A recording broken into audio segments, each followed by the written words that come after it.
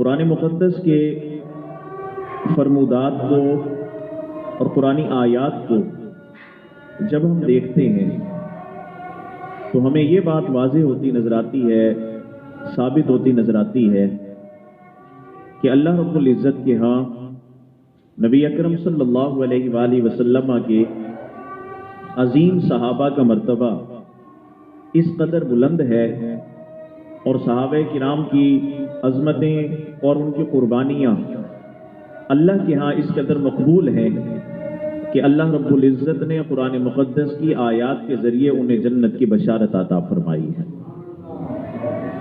جنت کی بشارت عطا فرمائی۔ اور جب نبی پاک صلی اللہ علیہ وآلہ وسلم کے مقدس فرامین کو دیکھتے ہیں تو ان سے بھی یہ باتیں ہمارے سامنے واضح ہوتی نظر آتی ہیں کہ نبی اکرم صلی اللہ علیہ وآلہ وسلم نے بھی اپنے جانثاروں کے لیے جنت کا وعدہ فرمایا ہے کہ اللہ رب العزت انہیں جنت عطا فرمائے گا۔ ہمارا ان دونوں باتوں پر ایمان ہے، قرآن مقدس کی آیت ہو یا نبی اکرم صلی اللہ علیہ وآلہ وسلم کا مقدس بابرکت فرمان ہو، تو ان دونوں باتوں پر ہمارا ایمان ہے۔ وقت گزرتا گیا، سیدنا صدیق اکبر رضی اللہ عنہ کا دور خلافت، آپ کے بعد حضرت سیدنا فاروق اعظم رضی اللہ تعالی عنہ کا دور خلافت، اور پھر حضرت سیدنا عثمان غنی رضی اللہ تعالی عنہ کا دور خلافت۔ اس کے آخر میں جا کر ایک علاقہ میں کچھ ایسے لوگ پیدا ہوئے کہ جنہوں نے حضرت مولا علی شیر خدا رضی اللہ تعالی عنہ کو صحابہ کرام کے مقابل لا کر کھڑا کر دیا۔ اس میں سے ایک بات کہ خلافت حق بنتا تھا حضرت مولا علی شیر خدا رضی اللہ تعالی عنہ کا، حضرت ابوبکر صدیق نے غصب کر لی خلافت، حضرت فاروق اعظم نے غصب کر لی، حضرت عثمان غنی نے خلافت غصب کر لی۔ اصل حق تو بنتا تھا حضرت مولا علی شیر خدا رضی اللہ تعالی عنہ کا۔ اور اس وقت سے یہ فتنہ کھڑا ہو گیا کہ لوگوں نے حضرت مولا علی شیر خدا رضی اللہ تعالی عنہ کو حضرت ابوبکر صدیق رضی اللہ عنہ، حضرت فاروق اعظم رضی اللہ عنہ اور حضرت عثمان غنی رضی اللہ تعالی عنہ کے مقابلے میں لا کر کھڑا کر دیا۔ اب یہاں سے معاملہ خراب ہوا، گڑبڑ ہوئی۔ اب اس فکر کے لوگ بھی ان کے ساتھ اکٹھے ہوتے چلے گئے اور وہ اپنے آپ کو مولا علی شیر خدا رضی اللہ تعالی عنہ سے محبت کرنے والا کہتے تھے کہ ہم ان سے محبت کرتے ہیں۔ اس محبت کی بنا پر ہم یہ بات کہتے ہیں کہ خلافت مولا علی کا حق تھا، ان سے وہ حق لیا گیا اور نبی اکرم صلی اللہ علیہ وآلہ وسلم نے خلافت ان کو عطا فرمائی تھی۔ تو ان تینوں اصحاب ثلاثہ خلفائے راشدین نے حضرت صدیق اکبر، حضرت فاروق اعظم رضی اللہ عنہ، حضرت عثمان غنی رضی اللہ تعالی عنہ، ان اصحاب ثلاثہ نے خلافت پر کیا کر لیا؟ قبضہ کر لیا، جبکہ حقائق اس کے برعکس ہیں۔ حقائق اس کے برعکس ہیں۔ ایک فتنہ تو یہ، دوسرا فتنہ یہ سامنے آیا کہ انہوں نے حضرت مولا علی شیر خدا رضی اللہ تعالی عنہ کو حضرت سیدنا صدیق اکبر رضی اللہ عنہ اور حضرت فاروق اعظم رضی اللہ تعالی عنہ سے افضل قرار دینا شروع کر دیا۔ چونکہ افضل ہے آپ، اس لیے خلافت آپ کا ہی حق بنتا ہے۔ تو حضرت اصحاب ثلاثہ جو ہیں، شیخین کریمین اور حضرت عثمان غنی رضی اللہ عنہ، ان سے افضل ہے مولا علی شیر خدا رضی اللہ عنہ، اس لیے خلافت انہی کا حق بنتا ہے۔ ایک تو انہوں نے خلافت پر قبضہ کیا، خلافت کو غصب کیا، اور مولا علی شیر خدا رضی اللہ تعالی عنہ کو ان کا حق نہیں دیا۔ یہ فتنے بعد میں اٹھنا شروع ہو گئے، اور یہ فتنے اس وقت بھی تھے جب مولا علی شیر خدا رضی اللہ تعالیٰ عنہ حیات تھے، آپ کے زمانہ اقدس میں بھی اور آپ کے زمانہ خلافت میں بھی۔ اب ہم کوئی بات کہیں تو عقیدت اور محبت کی بنا پر محبت والے، عقیدت والے تو اس کو مان لیں گے، لیکن جن کے دلوں میں، ذہنوں میں پہلے سے ایک شک کا کیڑا پیدا ہو چکا ہے اور ان پر تنقید کا ہی بھوت ایک سوار ہے، تو وہ کہیں گے کہ یہ تمہاری عقیدت اور محبت ہے، حقیقت سے اس کا کوئی تعلق نہیں۔ تو کیوں نہ ہم حضرت مولا علی شیر خدا رضی اللہ تعالی عنہ کے مقدس فرامین کے ذریعے ہی جاننے کی کوشش کریں کہ ان کے نزدیک مولا علی کے ہاں حضرت ابو بکر کا کیا مقام تھا، حضرت فاروق اعظم کا کیا مقام تھا، پھر تو بات سامنے آ جائے گی نا، واضح ہو جائے گی۔ کوئی اور کہے، بعد کا کوئی شخص کہے 400 سال کے بعد، 1000 سال کے بعد، 1400 سال کے بعد کہ مولا علی شیر خدا رضی اللہ عنہ کا مقام بھی بڑا عرفہ و اعلیٰ ہے، لیکن افضلیت کا جہاں پر معاملہ ہوگا، افضلیت یہ سیدنا صدیق اکبر رضی اللہ تعالی عنہ کے لیے ہے، ان کے بعد حضرت فاروق اعظم کے لیے ہے، ان کے بعد حضرت سیدنا عثمان غنی رضی اللہ تعالی عنہ کے لیے ہے۔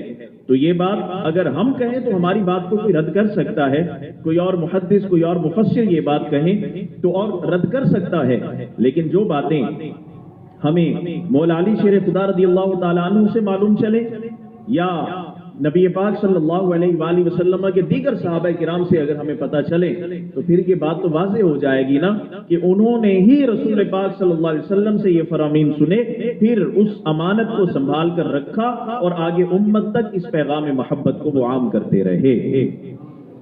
پہلا فرمان ہے میرے سامنے حضرت سیدنا ابو ہریرہ رضی اللہ تعالی عنہ کا۔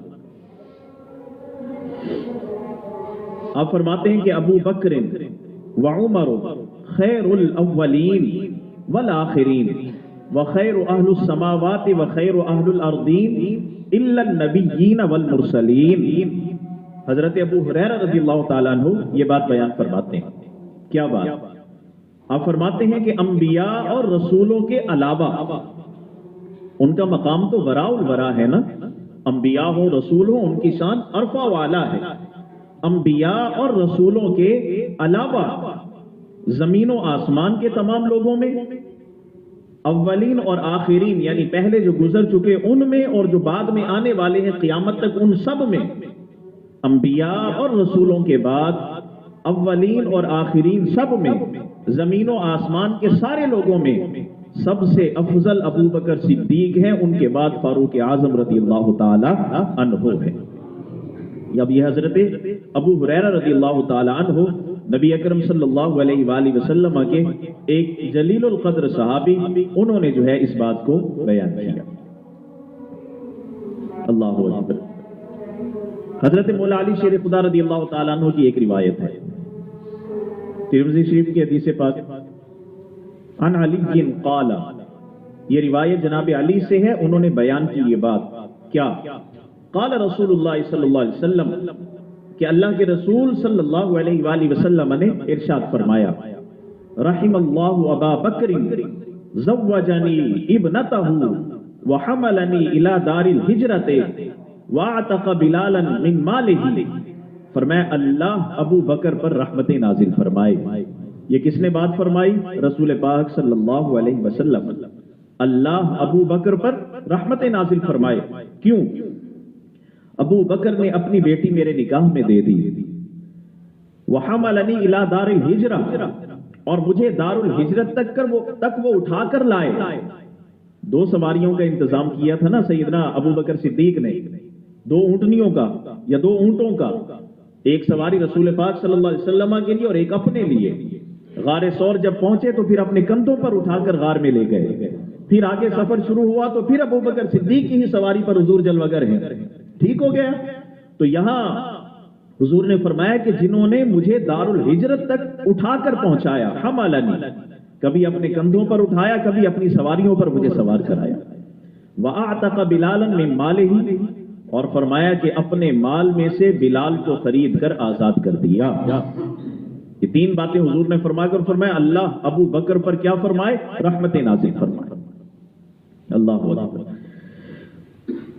رحم اللہ عمر یقول الحق وان کان مرا ترکہ الحق وما له صدیق۔ فرمایا کہ اللہ رب العزت عمر پر بھی رحمت فرمائے، عمر پر بھی، بولیں ذرا، عمر پر بھی اللہ رحمت فرمائے۔ حق بات کہہ دیتے ہیں اگرچہ وہ کڑوی لگے، حق بات وان کان مرا، حق بات کہہ دیتے ہیں اگرچہ وہ کڑوی لگے۔ فرمایا حق کی خاطر تنہا رہ جانا وہ گوارا کر لیتے ہیں لیکن حق بات چھوڑتے نہیں۔ فاروق اعظم رضی اللہ عنہ اور حضور نے فرمایا رحم اللہ عثمان تستحییہ الملائکہ، فرمایا اللہ عثمان پر بھی رحمتیں عطا فرمائے، اس سے فرشتے بھی حیا کرتے ہیں، فرشتے بھی حیا کرتے ہیں۔ فرمایا رحم اللہ علی اللہم ادھر الحق معہ حیث دارا، فرمایا کہ اللہ علی پر بھی رحمت نازل فرمائے۔ اب اس کو روایت کس نے کیا؟ مولا علی نے خود کیا۔ اللہ علی پر بھی رحمت نازل فرمائے، اے اللہ حق کو اسی طرف کر دے جس طرف علی موجود ہو، جس طرف حق کو ادھر ہی کر دے جس طرف علی موجود ہو۔ اب جب یہ بات آپ نے سمجھ لی کہ نبی اکرم صلی اللہ علیہ وآلہ وسلم نے یہ بات ارشاد فرمائی اور حضرت علی نے اس کو روایت کیا کہ مولا جدھر علی ہو حق کو ادھر ہی پھیر دینا۔ اب یہ روایت سنے آگے، یہ روایت حضرت مولا علی بھی روایت کر رہے ہیں اور اس کو حضرت زبیر بن عوام رضی اللہ تعالی عنہ وہ بھی روایت کر رہے ہیں، اور مستدرک کی حدیث پاک ہے کہ انا نرا ابا بکر احق الناس بها بعد رسول اللہ صلی اللہ علیہ وسلم انه لصاحب الغار وثاني اثنين وانا لنعلم بشرفه وكبره ولقد امره رسول اللہ صلی اللہ علیہ وسلم بالصلاة بالناس وهو حج۔ فرماتے ہیں حضرت مولا علی فرماتے ہیں اور حضرت زبیر بن عوام فرماتے ہیں کہ ہم رسول کریم صلی اللہ علیہ وآلہ وسلم کے بعد خلافت کا سب سے زیادہ حقدار حضرت ابو بکر صدیق کو جانا کرتے تھے۔ آپ پوری توجہ سے بیٹھے ہیں تو جو حدیث میں پہلے عرض کر چکا اس حدیث سے میں اس کو جوڑنے لگا ہوں تاکہ نتیجہ سامنے آ جائے۔ حضور نے فرمایا اللہ ابو بکر پر رحمت نازل فرمائے کہ ہجرت میں وہ میرے ساتھ رہے، مختصر بات۔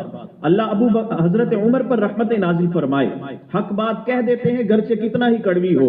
حضرت عثمان غنی پر اللہ رحمت نازل فرمائے کہ فرشتے بھی ان سے حیا فرماتے ہیں۔ حضرت علی پر اللہ رحمت نازل فرمائے، مولا علی کو ادھر ہی حق کو ادھر ہی کر دے جس طرف علی جائیں، اور علی یہ فرما رہے کہ تمام صحابہ میں حضور کے بعد سب سے افضل ہم صدیق اکبر کو ہی جانا کرتے تھے۔ اب یہ بات تو واضح ہو گئی نا، میں نے کہا 400 سال کے بعد، 600 سال کے بعد، 1000 سال کے بعد، 1400 سال کے بعد کوئی شخص کہے کہ سیدنا صدیق اکبر رضی اللہ تعالی عنہ تمام صحابہ سے افضل ہیں، شاید اس کی بات رد کر دی جائے، لیکن جو بات مولا علی شیر خدا رضی اللہ عنہ خود ارشاد فرمائے کہ ہم صحابہ کرام اور حضرت زبیر بھی اس بات کی گواہی دیں کہ مولا علی نے یہ بات ارشاد فرمائی کہ ہم صحابہ کرام نبی اکرم صلی اللہ علیہ وآلہ وسلم کی وصال مبارک کے بعد خلافت کا سب سے زیادہ حقدار ابو بکر صدیق کو ہی جانا کرتے تھے۔ بات واضح ہو گئی، اس سے آگے چلتے ہیں۔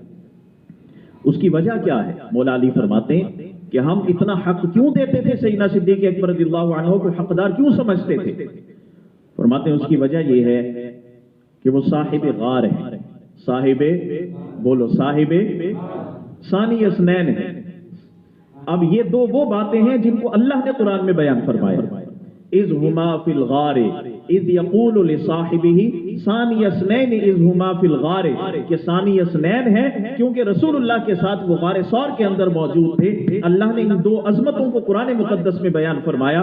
پتہ چلا کہ مولا علی شیر خدا رضی اللہ تعالی عنہ کسی کی عظمتوں سے حسد نہیں رکھتے تھے، بلکہ وہ تو خوش ہو کر بیان کیا کرتے تھے، وہ تو خوش ہو کر بیان کیا کرتے تھے۔ فرمایا کہ کیونکہ وہ غار میں بھی تھے اور ثانی اثنین میں بھی ہیں، اور فرماتے ہیں انا لنعلم بشرفہ وکبرہ، ہم آپ کے شرف کو بھی جانتے ہیں اور آپ کی عظمت کو بھی جانتے ہیں۔ وہ کیسے؟ کہ لقد امرہ رسول اللہ صلی اللہ علیہ وسلم بالصلاۃ بالناس، فرمایا کہ ہم آپ کے شرف اور کبر کو بڑائی کو، آپ کی عظمت کو ہم اس اعتبار سے بھی جانتے ہیں کہ رسول پاک صلی اللہ علیہ وسلم نے سارے لوگوں کی یعنی سارے صحابہ کی موجودگی میں مصلی امامت پر کھڑے ہونے کا جنہیں حکم فرمایا وہ سیدنا صدیق اکبر رضی اللہ تعالی عنہ ہے۔